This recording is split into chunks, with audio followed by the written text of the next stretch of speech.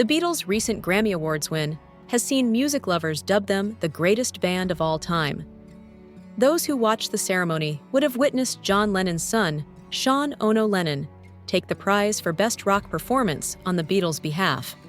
While surviving members Paul McCartney and Ringo Starr were not in attendance, the duo, as well as Lennon and George Harrison, were acknowledged during the occasion. Their awards triumph is their first since 1997, when they won for the song Free as a Bird. During the Free as a Bird sessions, Now and Then was toyed around with, but eventually abandoned. Over 2 decades later, and the song debuted, scooping 1 Grammy victory and another nomination for Record of the Year. Fans of the band and spectators of the awards event are now suggesting the triumph is an indication the Beatles are the finest band in music history. Taking to X, one individual wrote, "The Beatles, a band that has been split up for 55 years, earned a Grammy in 2025. If it doesn't serve to the testament of them being the greatest band of all time, I don't know what does." One admirer agreed, adding, "Greatest band of all time. Only reason I watched to see whether they won." Another wrote, "If you weren't here before they arrived, you cannot know how profoundly they changed everything. Music, culture, art, even in many ways political awareness."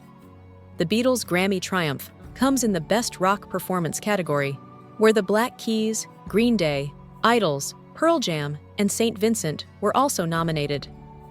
Other fans of the band have also said they were left crying when the Beatles were named as the victors. Not everyone was delighted with the Beatles' awards triumph, with some labeling Now and Then a bloody awful song by the band. One user wrote, "Not bad considering it's absolutely bloody awful." Another added, "The Beatles won a Grammy? That's just the height of nonsense." Now and Then was scheduled to be released back in the 1990s, following the completion of the Beatles anthology album. However, concerns with the poor sound quality on the recording led to it being abandoned. Lennon's voice was later recovered from the recording using artificial intelligence to separate the vocals and increase the sound quality.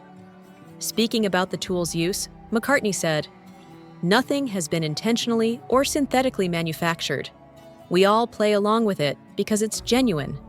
We cleaned up some existing recordings, a process which has gone on for years."